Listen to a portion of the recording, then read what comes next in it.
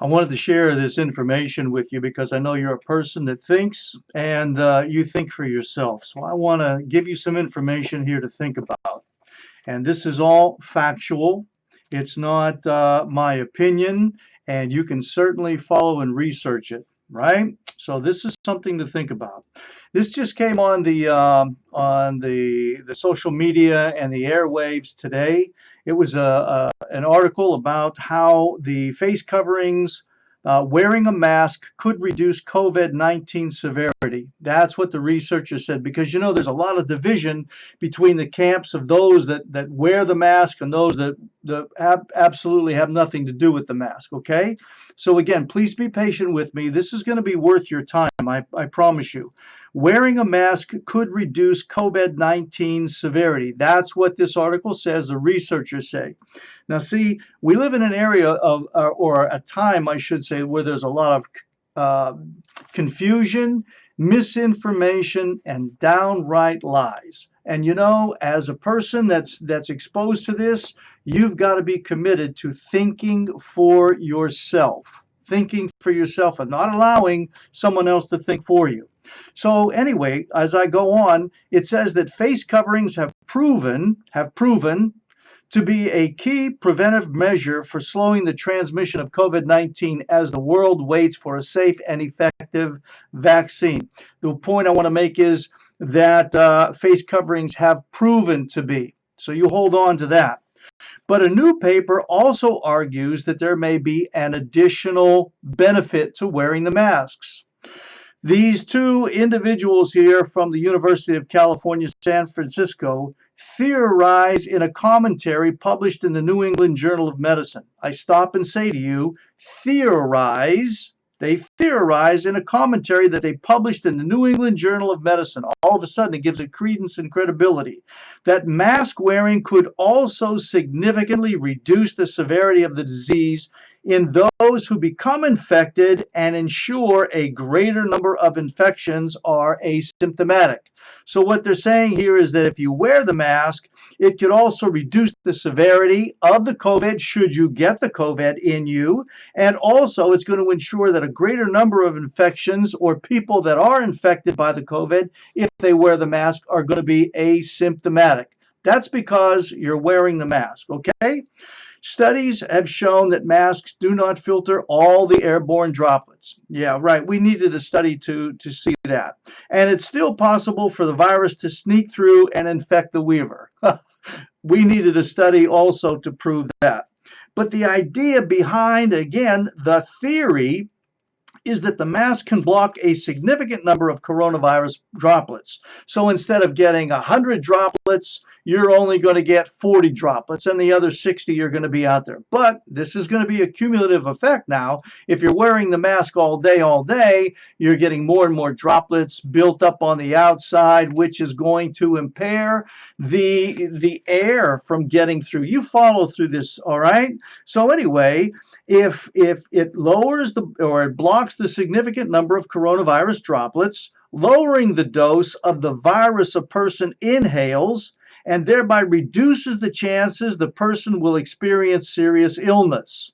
So if you only get a few of the virus droplets in you, you're going to get sick, but you're not going to get as sick as if you had more droplets in you.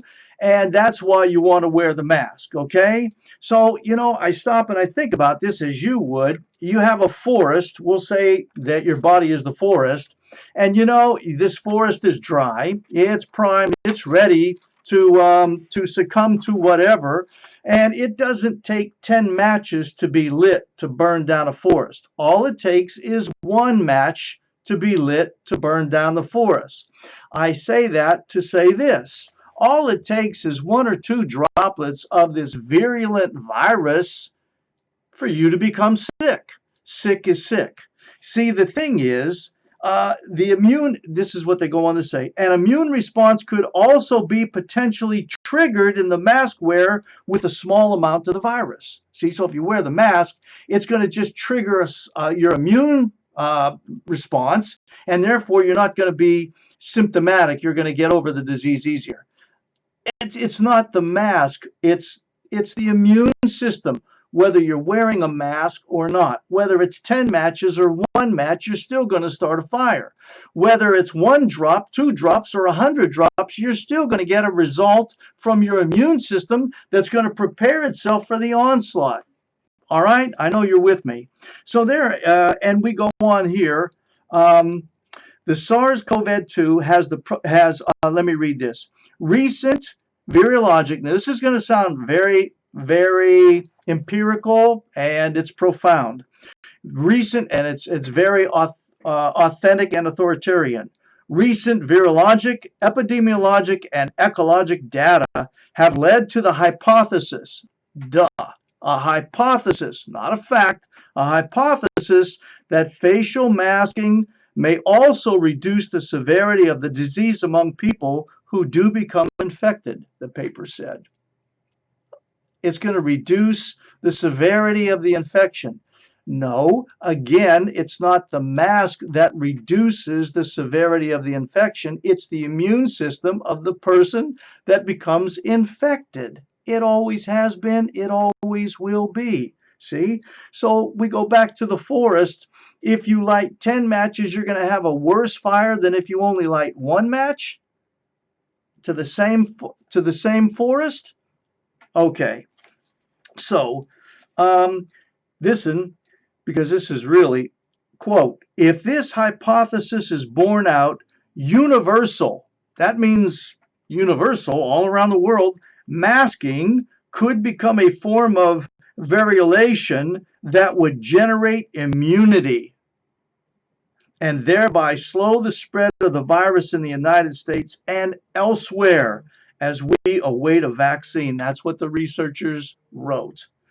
If the hypothesis is borne out, they're mandating universal, or they're suggesting, I should say, I don't want to put words into their mouth, but they're implying that universal masking could become a form of variolation. That's a preventive mechanism that's going to buffer the effects of the virus in our population. So as you know, what we want to do in order to protect the masses for their own benefit, what we want to do is make them wear the masks. And now look, I'm not here again. I know it's going to sound opinionated, and it probably is to some degree, but I'm not wanting to share with you my opinion, just the facts, because you're a thinking individual. Researchers cited several examples. Now, they also, in order to back up their hypothesis and their theory, they have cited several examples. All right, great. I like empirical research and information. So they cited several examples of masks that leading to less severe outcomes in the infected ones. Okay, now I want you to, if you're still not with me, you research this for yourself.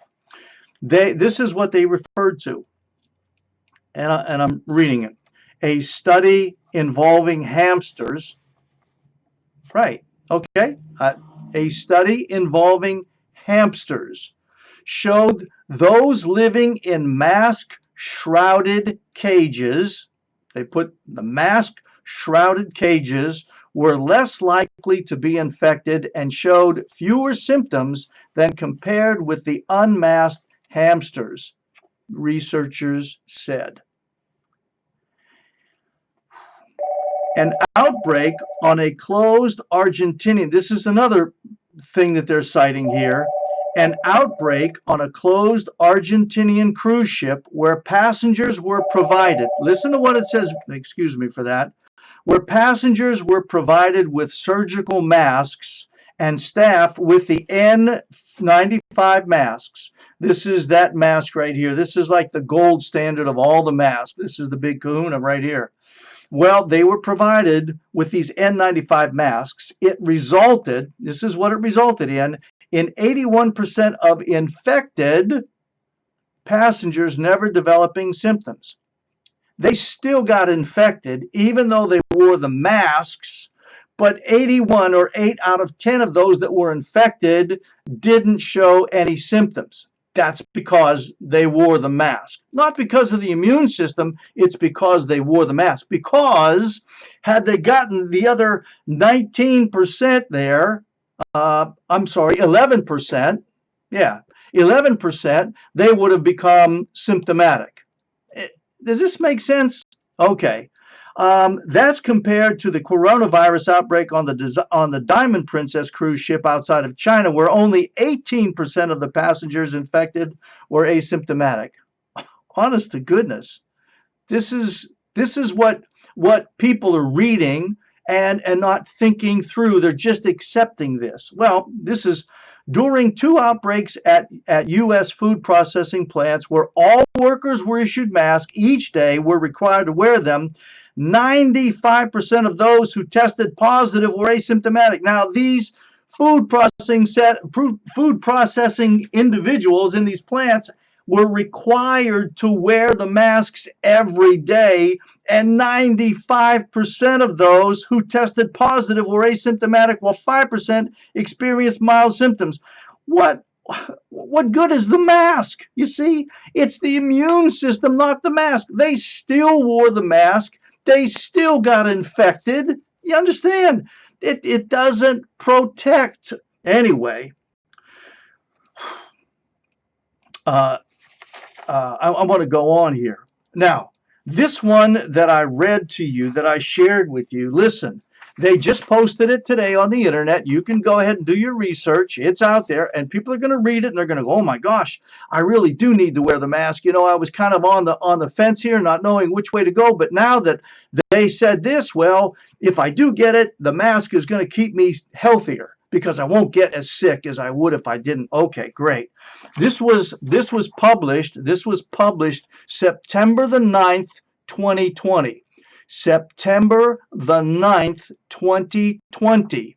And they just published it today, and they're telling you today that the face coverings have proven, and this is a theory. They're publishing it today. Why? Because there's a lot of opposition now to people that are not wanting to wear the mask and are realizing that, hey, the mask has no benefit. Anyway, let's go on here. Now, this was a hypothesis and theorized. You understand? There was no research done. There were no tests that were empirical, tested on human beings, absolutely nothing. But they made a statement as though it were a fact, and then they pushed it out to the masses, and the masses that aren't thinking for themselves are going to accept it as truth, and it's going to reinforce their fears. It's going to reinforce their fears and their apprehension about this, and you know, it's going to convince them that yes, they should still continue to wear these masks. All right, so now we're going to move on. This is the first, number one, it's the first randomized controlled trial to assess the effectiveness of the surgical mask against the SARS-CoV-2 infection specifically, which journals initially, that means the news, the media, the publication, any source of information, they refused to publish this information. Remember, this one that I referred to earlier was done September the 9th of 2020, and it was hypothesized and theorized. This was the randomized research controlled study that was done. They had a controlled group. Well, anyway, we'll get into it. This is called, and you can do your research on this. This is called the DanMask 19 trial. This was published November the 18th, just a couple of weeks ago in 2020. The other one was hypothesized in September, so you had September, October. Now we're into November. This is the first test, scientific test that was done on the efficacy of the masks. It was published on November the 18th, 2020 in the Annals of Internal Medicine. Never heard about it, did you? Never on the TV, never on your internet Google searches or whatever you get into or whatever you use as your source of information. It was never published. Why? Because it would have undermined whatever agenda is out there. So anyway, this was published in the Annals of Internal Medicine. Do your research. It included 3,000 individuals assigned to wear a surgical face mask. That's this puppy right here. That's the best of the best, the K94 or whatever, the N94, excuse me. And there were 3,000 individuals who didn't wear the mask. So you had those that were wearing the mask and those that didn't wear the mask, and they were under strict actions to be taken in both of the groups of the participants. So anyway, let me see here. The participants had to spend at least 3 hours a day. This is the one group. This is without the mask. The participants had to spend at least 3 hours a day outside the home without the mask, at least 3 hours a day. That was the minimum, and they couldn't wear a mask when they went to work. So we're figuring that they worked anywhere from maybe 4, 6, or 8 hours a day, right? And then 3 hours in addition outside as well. So we're talking about at least 9 hours, maybe a day or whatever. We'll cut some slack on this, okay? And at the end of the studies, the participants, they did at least spend, on an average, nearly 5 hours a day were spent outside the home, outside of work. Outside the home, outside of work. At least 5 of those hours a day were outside the home and away from work. They did this for 1 month, for 30 days strictly. Now there was another group, and they had to wear the mask.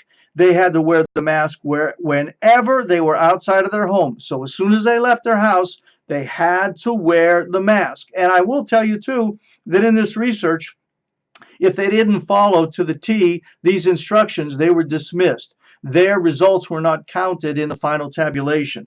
So anyway, these people were required to wear the mask outside the home, and they had to wear it when they worked as well. See? Now, the surgical face mask with a filtration rate of 98%, and that's this one right here, that was provided to them. So it has a filtration rate of 98%. So only 2% of the virus would get through, right? Okay. So anyway, in accordance with the recommendations of the World Health Organization, and they were instructed to change their masks after 8 hours. That's what they had to do. So they had a limit. They could wear it for 8 hours and then throw it away, and then they had to put a new one on. Now we got to stop for a moment. How many people out there do you know that are wearing the masks, whether they be cloth or whatever, or the blue surgical masks or whatever it might be, are throwing them away and replacing them after so many hours, or are washing the cloth masks after so many hours? I mean, let your imagination run with you for a few moments, breathing in and out after you've eaten a meal, or you got a little cold, whatever it might be, and you're breathing in and out, in and out, in and out, and you're running up and down stairs, or you're running to the car, whatever you're doing, just typically breathing. I mean, yeah. So how many people have been told about, the proper way to wear masks? Anyway, these people were. Then after that, antibody, this is the kicker. Antibody testing was performed before the outset and at the end of the study period. At the end of the month, they also did the nasal swab. So they didn't leave any stone unturned. They tested the blood and they tested the nasal swab as well, right? This is what's going on around the nation as well. Okay. Now, this is their final statement on this. All in all, this landmark, it's considered a landmark COVID-19 specific study. That's it. This is the gold standard of the studies that have been done. It failed to deliver good news to those who insist face masks are a crucial component of the pandemic response. Duh. Too bad.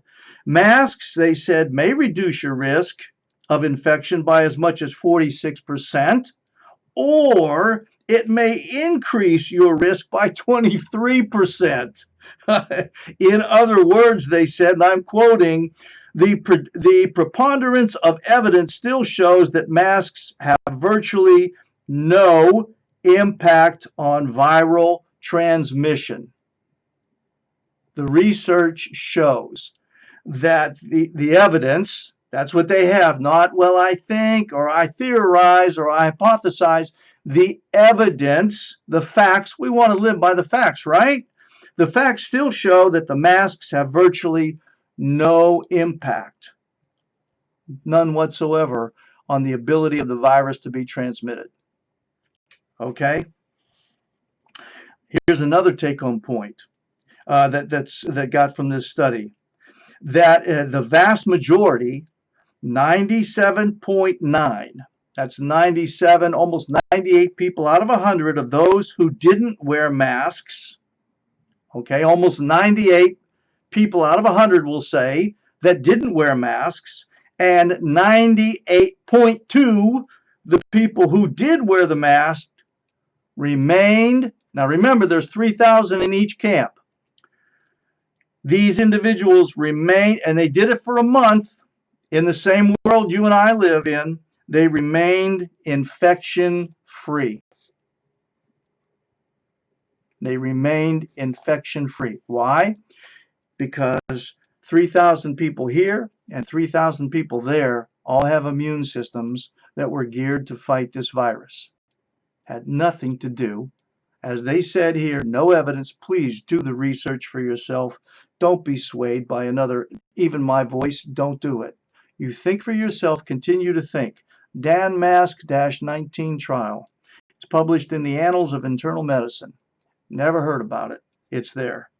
So the thing is, are we then, we're destroying the economics, we're destroying the social structure all around the world because of this paranoia that's going on, that's being perpetrated by this junk science, these hypotheses, these theories, these whatever it is. But speaking of the irrational paranoia, which it is, I want to share with you here this information, and you can go to the where did I get this here? Oh yeah, the Center for Disease Control, and you can go for the information on statistics.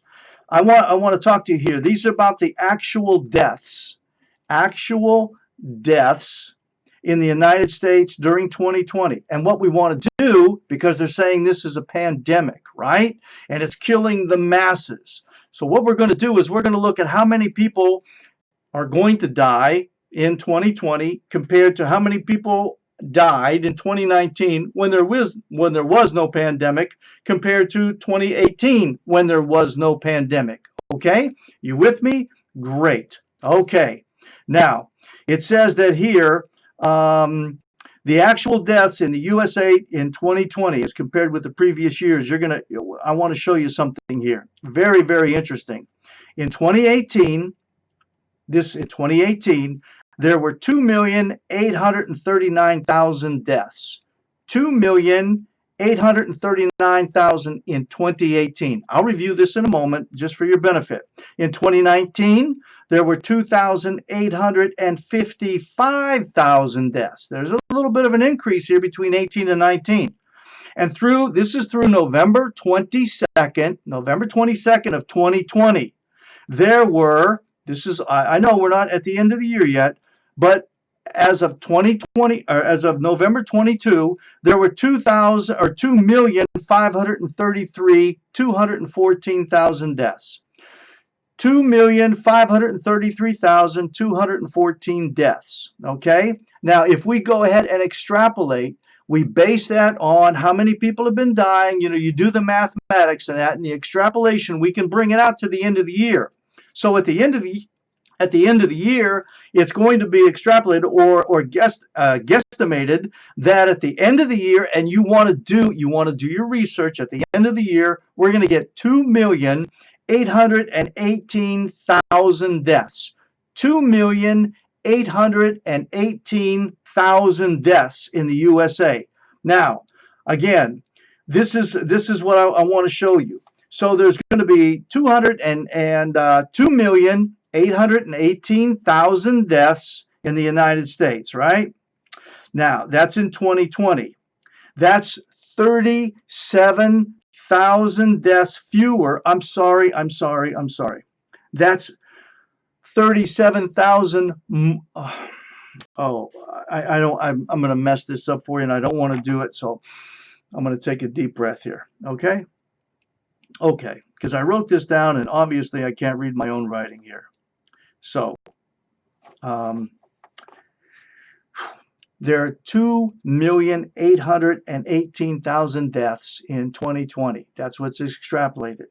That's 37,000 fewer deaths than in 2019.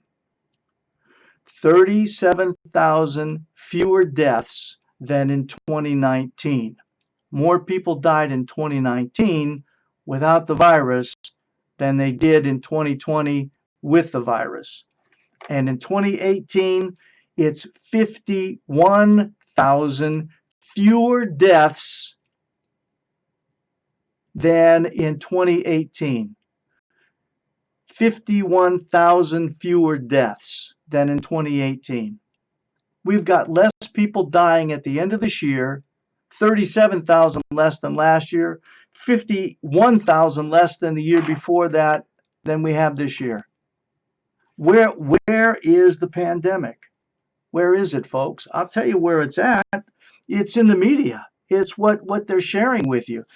You have to know the truth. That's what's going to set you free from this bondage and from this fear that you're finding many people are living in. We were driving home the other night, and this is at nighttime in the cold of the evening. We're driving past this building, and we see a group of people outside this building, and they're all standing there looking all in the same direction. Overcoats on, gloves, hats, everything. They're standing out there, and it didn't hit me until a few moments later when we passed a nursing home, and here it was all these families, these relatives that were standing there in front of this window on cell phones or on a cell phone that was being passed around, talking to their loved one who was on the other side of the window.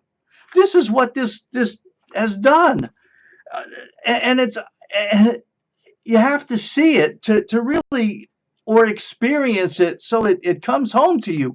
This is what this fear has done. Even over the holidays, family members aren't getting with one another.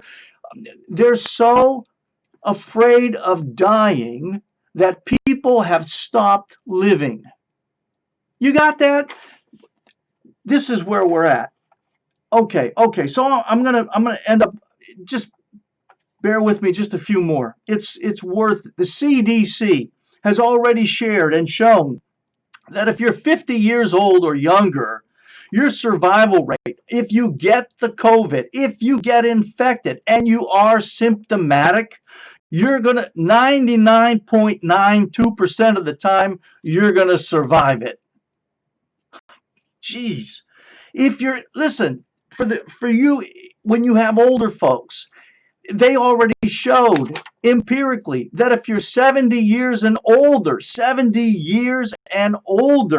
and you get the COVID and you are infected and you are symptomatic, your survival rate is 94.6%. 94.6. 94, almost 95 people out of 100 are going to live. And most of these deaths are COVID related, but not COVID instigated or caused. And there's 40% of the people that have COVID don't even know it. See? This is what's happening here today.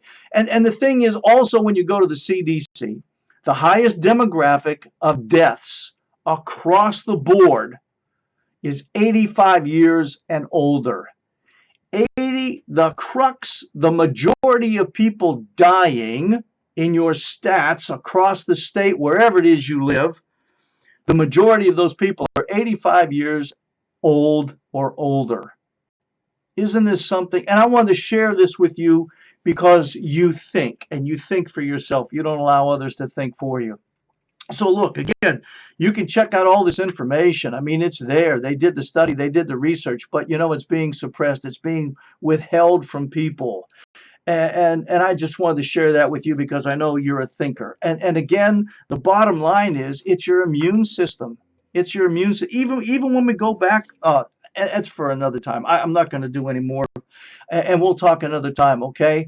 Thanks for allowing me to share this information with you. Look, the answer is your immune system. You keep it strong. It's not going to fail you. It'll combat. It'll overcome. It'll be victorious against any booger, any bacteria and virus that comes its way. But again, you've got to do your due diligence in being proactive and maintaining and strengthening and supporting your immune system. And if you want some help with that, you just give us a call. We're here to help you out, okay? So once again, want to thank you for allowing me to share this. Until the next time, and as always, God bless.